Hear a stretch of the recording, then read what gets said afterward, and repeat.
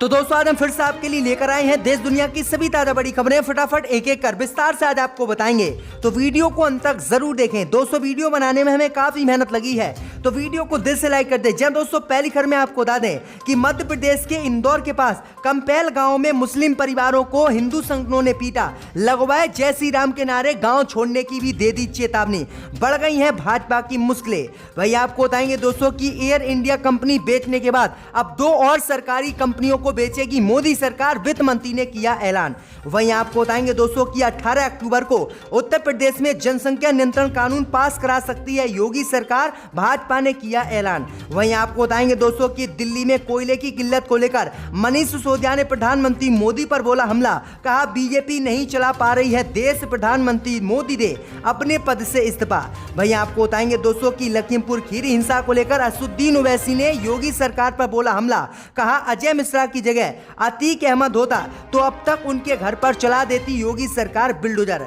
वहीं आपको बताएंगे दोस्तों कि केंद्र की मोदी सरकार पर बरसी प्रियंका गांधी, बोली ये देश भाजपा के नेताओं की नहीं जागीर। वहीं आपको बताएंगे दोस्तों कि हरियाणा के किसानों ने भाजपा नेता को गुरुद्वारे से लात घूंसे मारकर निकाला बाहर, बुरी तरह से किसानों ने की भाजपा नेता की बेइज्जती। तो सभी खबरों को आपको बताने वाले हैं दोस्तों, वीडियो को लाइक कर चैनल को सब्सक्राइब कर दें और हमें कमेंट में बताएं कि आपके जिले किस राह से हमारी खबरों को देख रहे हैं। इसी बीच पर तो दोस्तों अगली खबर की ओर, तो मध्य प्रदेश के इंदौर के एक गांव में मुस्लिम परिवार को हिंदुओं ने पीटा, लगवाए जय श्री राम के नारे, गांव छोड़ने की भी दी चेतावनी। जय दोस्तों आपको बता दें कि मध्य प्रदेश के इंदौर के पास कंपैल ग्राम पंचायत में रहने वाले 7 लोग के एक मुस्लिम परिवार को शनिवार रात हिंदू भीड़ ने पीटा और धमकाया है, जिसके बाद यहां पर तनाव की स्थिति बन गई है। वहीं आपको बता दें कि परिवार के मुस्लिम सदस्यों ने आरोप लगाया है कि भीड़ ने उन्हें घर खाली करने और गांव छोड़ने की धमकी देते हुए पिटाई की थी। परिवार ने आरोप लगाया है कि लोगों ने जय श्री राम के नारे लगाकर उनकी पिटाई की, क्योंकि उन्होंने घर खाली नहीं किया था।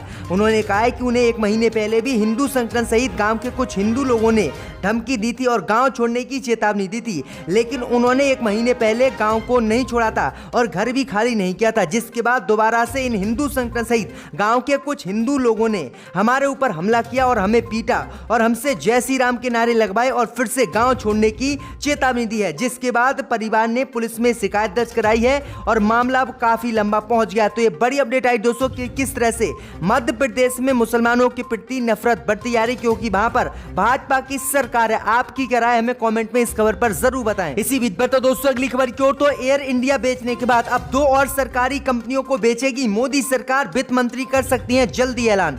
जय दोस्तों आपको बता दें बड़ी खबर सामने निकल कर आई दोस्तों की हाल ही में केंद्र की मोदी सरकार ने भारत की एयर इंडिया कंपनी को बेच दिया है, जिसके बाद मोदी सरकार अब 2 और सरकारी कंपनियों को बेचने जा रही है। दरअसल आपको बता दें कि इसमें भारत पेट्रोलियम और LIC कंपनी शामिल है। केंद्र की मोदी सरकार ने जानकारी दी है कि मार्च तक इन दोनों कंपनियों को बेच दिया जाएगा। भैया आपको बता दें कि इन दोनों कंपनियों को बेचने के बाद मोदी सरकार पर सवाल उठ रहे हैं कि क्या सारी देश की सरकारी संपत्तियों को मोदी सरकार बेच देगी?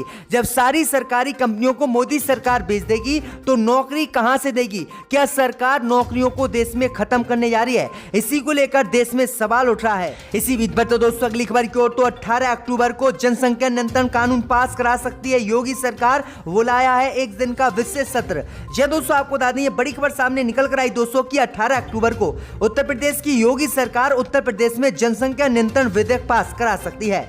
दरअसल आपको बता दें कि यूपी 2022 का विधानसभा चुनाव जीतने के लिए उत्तर प्रदेश की योगी सरकार मुसलमानों के खिलाफ वो सभी कानून लाने के लिए तैयार है जिससे यूपी चुनाव में बीजेपी को फायदा हो। इससे पहले उत्तर प्रदेश की योगी सरकार ने पिछले साल लव जिहाद कानून लागू किया था, जिसके बाद पूरे देश में मुसलमानों को जेलों में भी डाला गया था। इस बीच खबर सामने निकल कर आई दोस्तों की अब उत्तर प्रदेश की योगी सरकार जनसंख्या नियंत्रण कानून उत्तर प्रदेश में लागू कर सकती है। इस बीच खबर सामने निकल कर आई दोस्तों की उत्तर प्रदेश के मुख्यमंत्री योगी आदित्यनाथ ने 18 अक्टूबर को 1 दिन का विधानसभा का विशेष सत्र बुलाया है। इस विधानसभा के विशेष सत्र में उत्तर प्रदेश की योगी सरकार जनसंख्या नियंत्रण विधेयक पास करा सकती है। वहीं आपको बता दें कि जनसंख्या नियंत्रण कानून लागू करने पर भी उत्तर प्रदेश के मुख्यमंत्री योगी आदित्यनाथ ने बीते दिनों बयान दिया था। उन्होंने कहा था कि जब इस कानून की जरूरत होगी और चुनाव नजदीक होगा तभी हम इस कानून को लेकर आएंगे।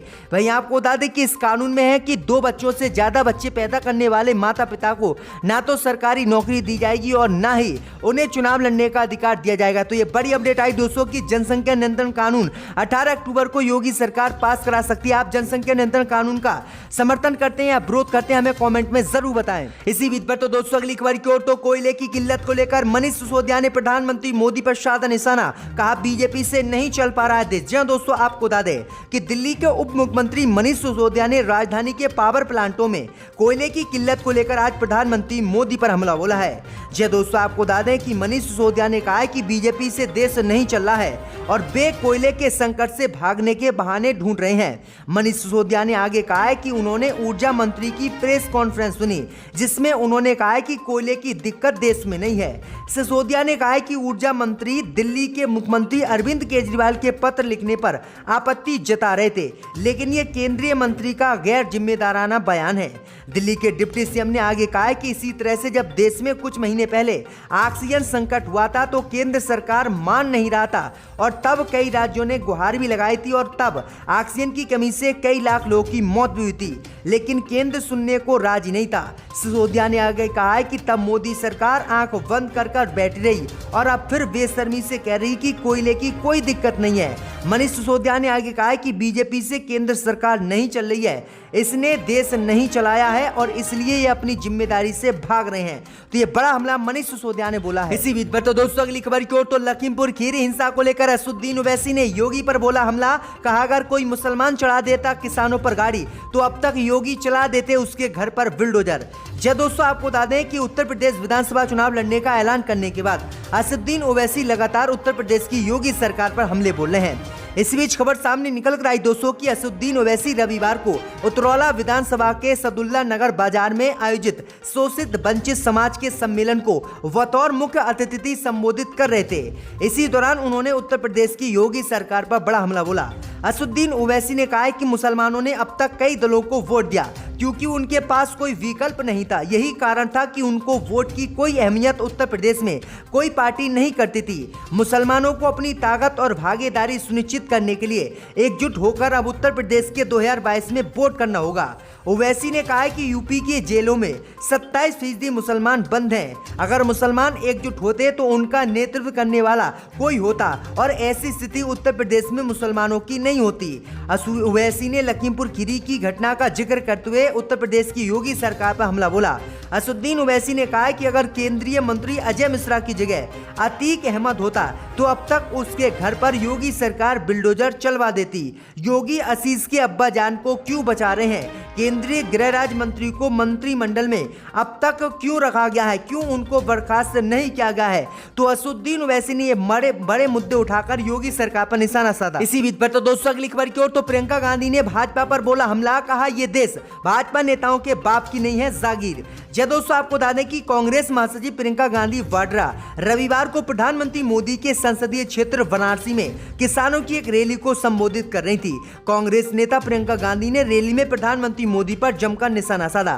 प्रियंका गांधी ने कहा कि प्रधानमंत्री मोदी ने अपने लिए 16,000 करोड़ रुपए के 2 विमान खरीदे और एयर इंडिया कंपनी को अपने मित्रों को 18,000 करोड़ रुपए में बेच दिया। प्रियंका गांधी ने कहा कि किस तरह से प्रधानमंत्री मोदी देश को बर्बाद कर रहे हैं और देश की संपत्ति को बेच रहे हैं। प्रियंका गांधी ने आगे कहा कि प्रधानमंत्री मोदी ने प्रदर्शन कर रहे किसानों को आंदोलनजीवी और आतंकवादी कहा।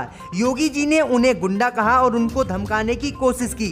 वहीं अजय कुमार जो मिश्रा हैं, उन्होंने कहा कि वह 2 मिनट के भीतर विरोध करने वाले किसानों को लाइन में लगा देंगे। उन्होंने कहा कि किस तरह से बीजेपी अपनी सत्ता में चूर हो गई है। किसान सहित आम जनता की अब बीजेपी बात सुनने के लिए तैयार नहीं है। प्रियंका गांधी ने कहा कि जिस तरह से जनता ने इन्हें ताज पर पहुंचाया है उसी तरह से जनता इन्हें नीचे भी उतारेगी। तो ये बड़े हमले प्रियंका गांधी ने मोदी और भाजपा पर आज बोले हैं। इसी बीच पर तो दोस्तों अगली खबर की ओर, तो हरियाणा के किसानों ने भाजपा नेता की हरियाणा में खुलेआम बेइज्जती, धक्का मारकर जबरन निकाला गुरुद्वारे से बाहर। जय दोस्तों, आपको बता दें कि उत्तर प्रदेश में विधानसभा चुनाव से पहले बीजेपी के खिलाफ किसानों का गुस्सा बढ़ता ही जा रहा है। हरियाणा के एलनाबाद विधानसभा सीट पर होने वाले उपचुनाव में बीजेपी उम्मीदवार गोविंदा कांडा को शनिवार को किसानों के भारी विरोध का सामना करना पड़ा। शनिवार शाम को गोविंद कांडा जब गुरुद्वारे सिंह सभा में माथा टेकने पहुंचे तो किसानों ने इन्हें गुरुद्वारे से जबरन बाहर निकाल दिया। इस दौरान बताया जाता है कि किसानों ने धक्का मुक्की भी की। की और बुरी तरह से उन्हें कई हाथ भी मारे, जिसके बाद खूब बेइज्जती करके किसानों ने गुरुद्वारे से बाहर भाजपा नेता को निकाला। तो किस तरह से किसान लगातार भाजपा नेताओं की ठुकाई कर रहे हैं, आपकी क्या राय इस खबर पे हमें कमेंट में जरूर बताएं। इसी बीच पर तो दोस्तों अगली खबर की ओर, तो लखीमपुर खीरी हिंसा के विरोध में आज महाराष्ट्र शिवसेना ने किया बंद। जी दोस्तों, आपको बता दें कि उत्तर प्रदेश के लखीमपुर खीरी में किसानों की हत्या के विरोध में महाराष्ट्र सरकार ने आज पूरे महाराष्ट्र बंद का ऐलान किया है। महाराष्ट्र सरकार ने इसको लेकर शनिवार को कहा था कि महाराष्ट्र बंद से हम ये बताना चाहते हैं कि महाराष्ट्र सरकार हिंसा में मारे गए किसानों और उनके परिवार के साथ है। वहीं शिवसेना नेता संजय रावत ने कहा है कि केंद्र सरकार के किसानी विरोधी कानूनों के खिलाफ देश के लोगों का जगाना जरूरी हो गया है। उन्होंने कहा कि कृषि कानूनों के खिलाफ लड़ाई में किसान अकेला नहीं है, महाराष्ट्र सरकार उनके साथ है। उन्होंने कहा कि महाराष्ट्र सरकार के 3 गठबंधन दल महाराष्ट्र बंद में बढ़ चढ़कर हिस्सा लेंगे। तो ये बड़ी अपडेट आई दोस्तों कि आज पूरे महाराष्ट्र को शिवसेना, कांग्रेस और एनसीपी ने बंद कर दिया है, जिसका जबरदस्त असर सुबह से ही देखने को मिला है। एक एमपी ने यहां पर आकर